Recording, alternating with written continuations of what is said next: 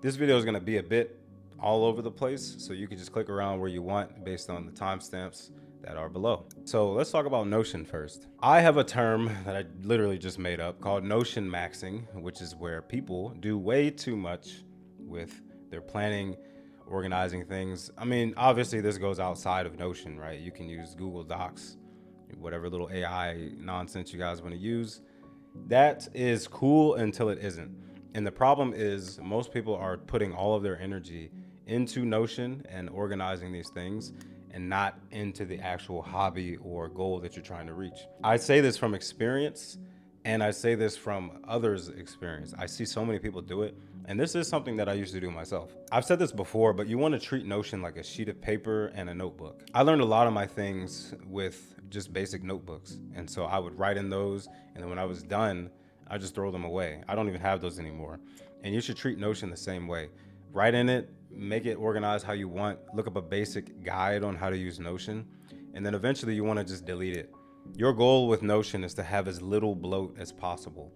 And I really do think that if you can do this and consistently stay to it, you're going to get a lot of results because there won't be a lot of distractions going on your homepage and all that other stuff. As an aside too, like all that aesthetic note taking that you see in a lot of people's videos, some of these people are the most unproductive people you'll ever meet. And you should really look at their life again. Were they actually productive? Is it really working out, or is it just productive in looking productive? Because that's the thing. You guys know I don't really like that, but really pay attention. I know personally, I get the most results with having a very minimalist based Notion or notebooks. I still use sheets of paper to this day.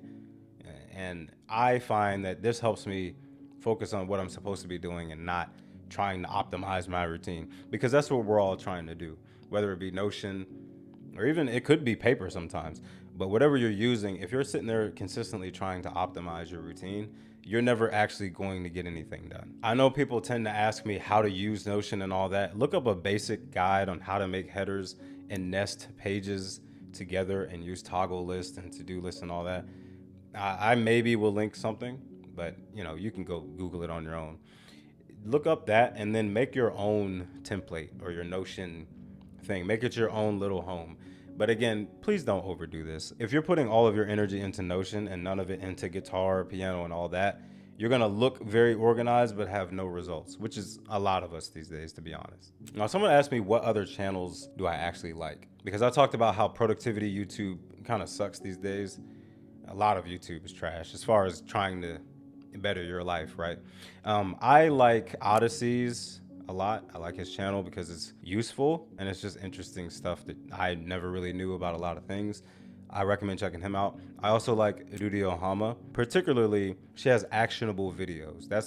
You guys know I can't stand a channel that just has a lot of fluff talk and there's no proof behind it and there's no action to take. I feel like I wasted my time and I want to rewind time and get my 20 minutes back. But her channel, I like that you kind of essentially get homework, and that homework actually will help you be more productive. As far as other channels in the hobby and productivity space, I don't really watch them. I'm a big believer in finding a few people that you really like, and that's it. You don't really need to find all of the channels that have all of the information, because again, you're going to be stuck in the information loop and not actually doing anything. And what I would recommend is once you find channels that you like, even if you don't need them anymore, check in with them and watch their other stuff, because I notice at least the people I watch, like them two, as far as that space, they tend to slip in other useful things inside videos that I may not have ever really clicked or needed based on the title or whatever is going on in that. So I'll still watch, and maybe one thing they say is just really cool. I could put that in my notes and use it later. Try to do that. I'm not saying you have to binge watch all my videos and looking for some golden nugget.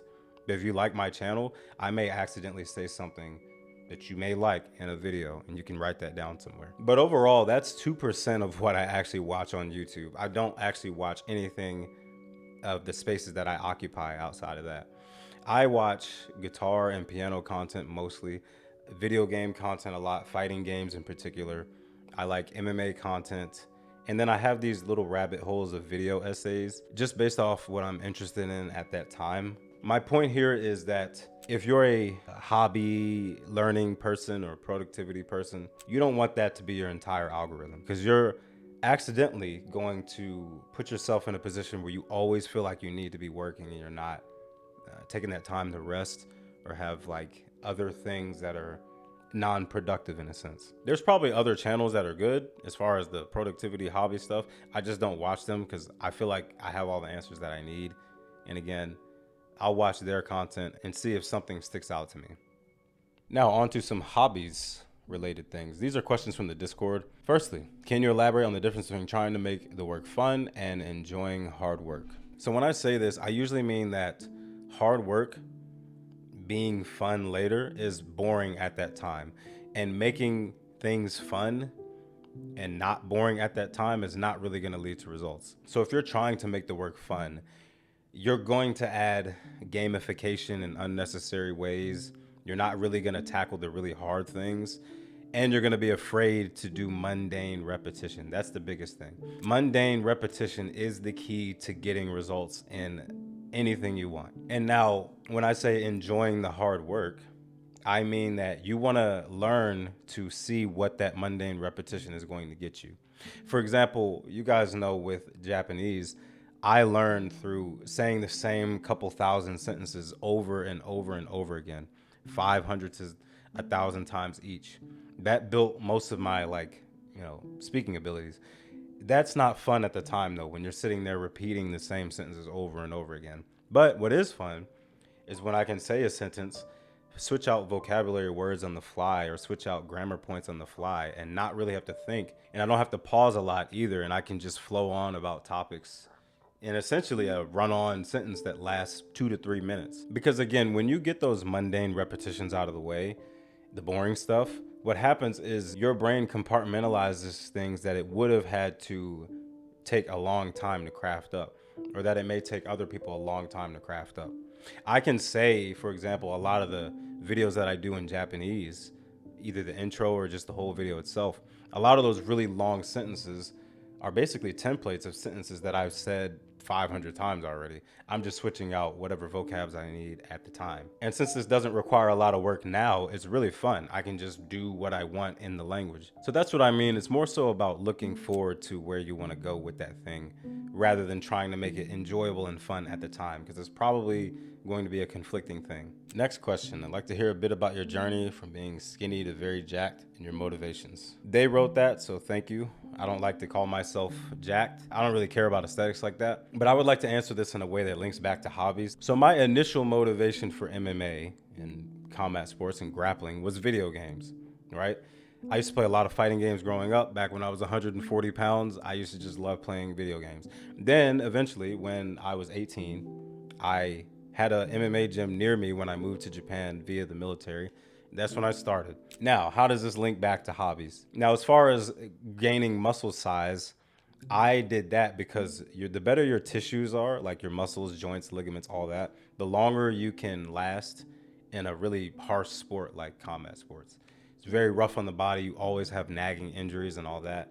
But if you're conditioned in a sense of like building muscle, not being at a very high body fat percentage, and just having really strong joints and all that, you can train for a long time and seemingly not get the negative consequences that other people tend to get. I'm going to make a fitness related video one day, like a full, maybe one of these kind of unfiltered chat things.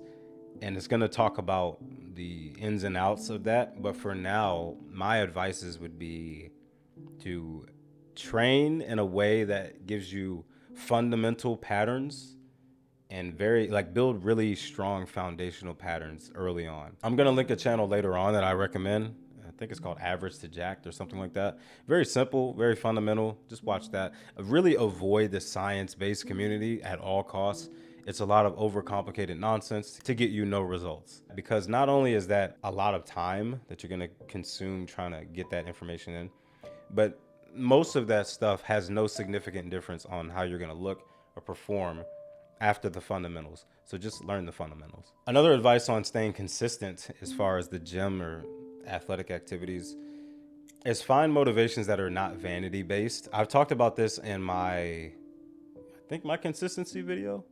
Oh no, I talked about this in the first, I don't know. I can't remember where I talked about this. I'll link it if I can remember. But you want to find reasons that are gonna outlast vanity, because vanity is cool until it's not.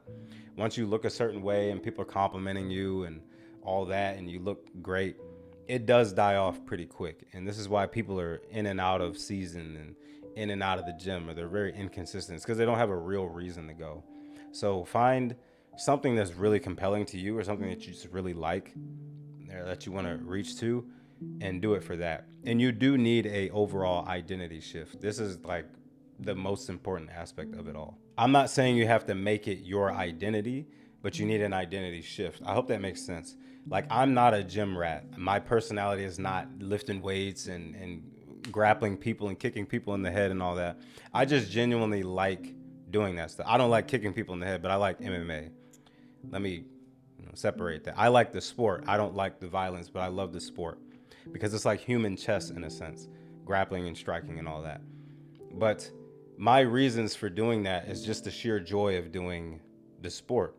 And again, I did that because of fighting games and video games. But my point is, I don't do it to look cool. I don't do it to look a certain way. Now, as far as all this relating to hobbies, because that was a bit of a ramble, the better your body performs and feels, and your hormonal profile and all that, this will increase your ability to learn different things.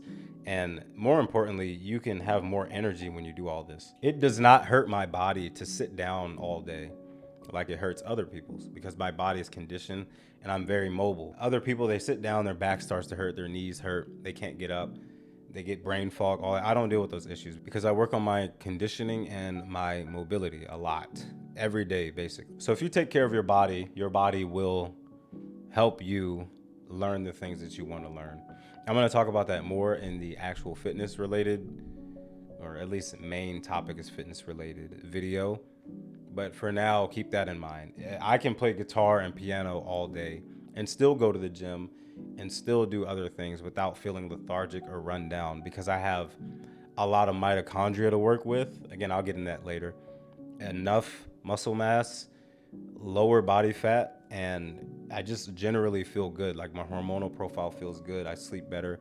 I don't have a lot of inflammation and all that. So again, I'm gonna talk about that later. But for now, that is a good reason to go put on some muscle and lose some body fat. Now, more hobby stuff. Daily non-negotiables. I think this is a great way to improve at whatever you're doing.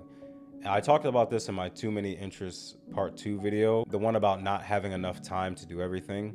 You want to have a list of daily non-negotiables. And one thing you want to do with this list is actually make sure you can do all of them. Because most of the time, right, our ambition exceeds our work capacity. It just does.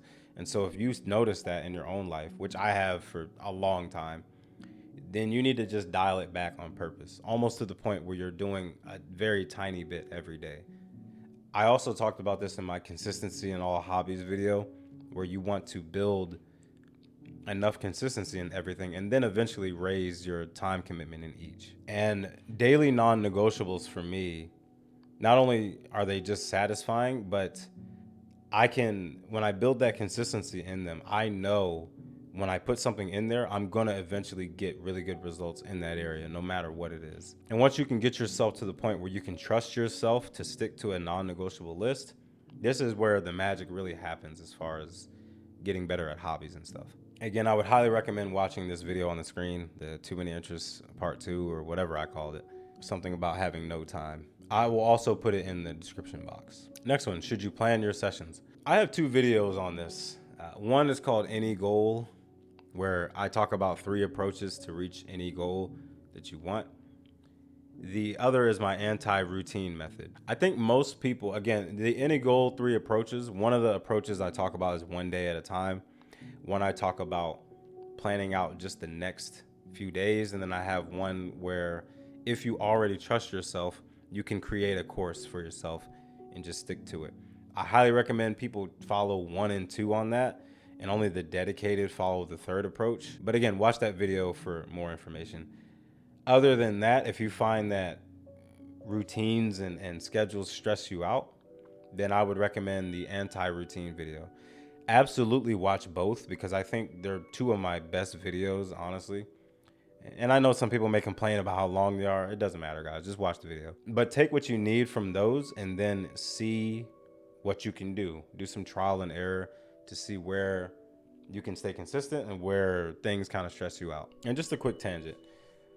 If I send you guys videos or I recommend videos and then you come to the Discord and you ask me a bunch of questions that I answered in the videos, I'm just not going to answer you, or I'm just going to link the video again. I know that I don't talk the fastest. I don't have zoom ins and all this dopamine editing and stock footage and all this other stuff. But guys, my longest video is maybe 40 minutes. The other long ones are 30 minutes. Most of them are around 20 to 15.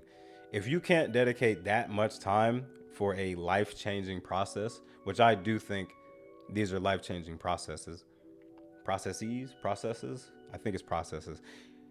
If you can't dedicate that time, then I don't know, you got to go somewhere else. And it's free. I don't charge you guys for anything. I don't offer, templates and all that. It's all free information that I actually use all the time. Nothing is gate kept on my channel. I literally tell you guys everything that I do for free. So if you don't want to use that, or you're too lazy to watch a 30-minute video, then nothing I say is going to help you out, and you just got to go somewhere else. But anyways, that's not the majority. That's a minority of people. So I don't want to sound like I'm angry at everybody, but I do occasionally get people who want a free handout or like me to just fix their life in the Discord. It's not going to happen, guys. You watch the video, do what you have to do with that, and you have to just go from there. I absolutely talk to everyone in the Discord every day. I'm in there a lot, and I love helping out where I can. But again, if it's something I literally said in the video that I link or something and you just didn't watch it, that's it from there. Anyways, enough of evil villain Von Gene, and let's get to lethargy and hobby. One thing with hobbies is that you need to get your body moving before you do anything else. If you're rotting away in bed, scrolling TikTok and all that kind of stuff, which is cool here and there, right? You're not going to feel like getting up and practicing your piano or going to the gym or playing guitar. But once you get up and get your body moving, maybe jump, run around a bit, do some stretching, some quick mobility exercises, all that, then you're actually going to feel a little more apt to do what you want to do. Now, you're not always going to feel like doing that thing, but at least now you have blood flow, your energy's moving, and you kind of gotten that lethargy out. This is a very important thing to do, not only before you do your hobbies, but while you're doing them. Take a break by doing some jumping jacks, run around your house. I have a heavy bag in my living room that I literally will just hit just to get the blood flow going. You don't have to do all that, but just do anything to get your body moving. And you're gonna notice that this really carries over to the hobbies that you're trying to get good at. That will probably be more in my fitness related video. I'm probably gonna talk more about that. But for now, just move around. It doesn't have to be overcomplicated. Do some quick hip mobility, do some stretching, especially in areas that tend to get tight. People has that neck forward posture, your lower back, your hips, things like that. Just get your body moving and blood flow going before and during your activities. Some quick language learning questions. What are my thoughts on learning the language with video games? I think they're great, actually. I found a channel that someone recommended me in the comments. I think his name is Matt, but it's a really good channel because what he does is he has video game and like anime stuff, but he's extracting the vocabulary and kind of teaching that. I think video games, obviously they're not going to have the most practical real Japanese, but again, anytime it's something like that, there's a lot of vocabulary that you can learn. And if you take that extra step to find out where that vocabulary is useful in real life, you can learn from the things you like video games. Also, what it'll do is it'll help you watch gamers in that language. Like I watch some Street Fighter 6 streamers in Japanese, like Kawano and people like that, and I can understand everything they're talking about because I understand a lot of those terms. And in doing that, they also just speak naturally real Japanese. I don't know if naturally real is a word, but they speak natural Japanese in between different gaming things. And this helps me learn that too. So it's a good gateway to get to content that you actually like anyways. Again, I'll put that channel I just found the other day. It's really good. I actually wish he had more subscribers, but yeah, I'll put that up there.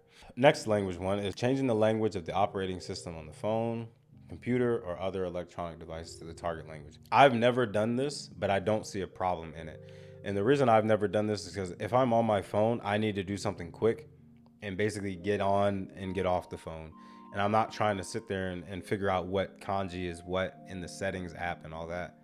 I'm just not on my phone like that. Same with my computer or anything else I'm using. I'm typically on and off. And if I'm studying a language, it's deliberately and not through the UI and menus and all that stuff.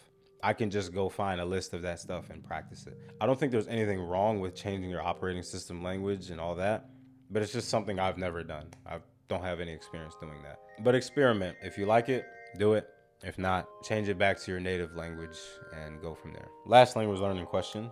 How does it feel on the brain to switch between the native language and target language? At this point for me, I don't feel much because again, I've done thousands of repetitions of the same types of sentences for years now. So it's all subconscious now. But for a while, I had to translate in my head. That's kind of a normal process. And you have to learn to retrieve things. I will talk about this in a vocabulary video, but a skill that most people don't have is retrieval. And what I mean is like recognition is nice when you see something in Anki or you hear something and you know what that means. But if you have to retrieve a word out of thin air, most people don't know how to do that, or you like kind of draw a blank. This is a skill that needs to be developed outside of recognizing things, because you can maybe get 100% on flashcards via, hearing the target language and then translating it in your head to what it means. But if someone said, say all these in your target language, you may not be able to produce it. I had this problem. It was very skewed for me. So that's why a big part of my practice is just retrieving things out of thin air in a sense and trying to say things on the fly, because it helps you build that connection too. Once I was able to do that in most areas, I still have a lot of work to do, of course. You guys know I don't like the word fluent. I say that in every language area. But at this point, I have a lot less areas to do that in than I used to. Especially for me, I, despite being a YouTuber, I actually don't talk that much in real life. Like people who know me in real life and watch this, you already know what I'm talking about. But I maybe say like 20 words a day. I do the most talking in a YouTube video. So retrieving things for me, even in English, is kind of a task if I don't sit there and actually practice it. And so it's certainly a task in a target language. So I know you'll see sometimes people saying you develop a brain in Japanese. It kind of is true, but it's not. It's just more so getting repetitions in the right areas. A non-hobby related question is, when will I release my compositions and covers? Sometimes I only play one of your videos to listen to the background music. Thank you for that. If you don't know, I make 99% of all the music in my videos. Funny enough, I never really planned on being a musician, like releasing music like that. I actually started making the backing tracks because I didn't like the ones that were out there, not much of them at least. And so, if you want something done right, you gotta kind of do it yourself. And so that's what I did. I like certain keys, certain modal movements, certain chord progressions. I think they're easier for people to listen to spoken words during those. And so I would just basically create those. I have my piano right here. So if you see me looking down, it's right here. But I would basically do that and then say, this is the better background music, and that's what I want to play here, and so on. But as far as releasing it one day, I will release everything someday. Only issue is that I don't want to get a copyright strike on all my videos, even though it's my own music. I don't know how that works. I don't know if it's even gonna flag it, but we'll see. I guess if it's monetized and I get copyright strike, the money would still come back to me. So I guess it's not a problem. I don't know. I'll figure that out when it's time. But yes, I will post all of my music on the internet someday. Okay, that's pretty much it. I'm looking at my notes. I think that's it. I'm gonna talk about nutrition and fitness more in an upcoming video. I'll probably put it in the Discord, and that way you guys can plug in questions and I can go based off that. If you're not in the Discord, join the Discord.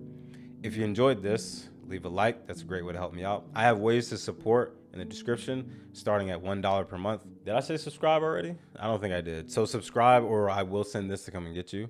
Love you guys, and see you in the next one. Peace.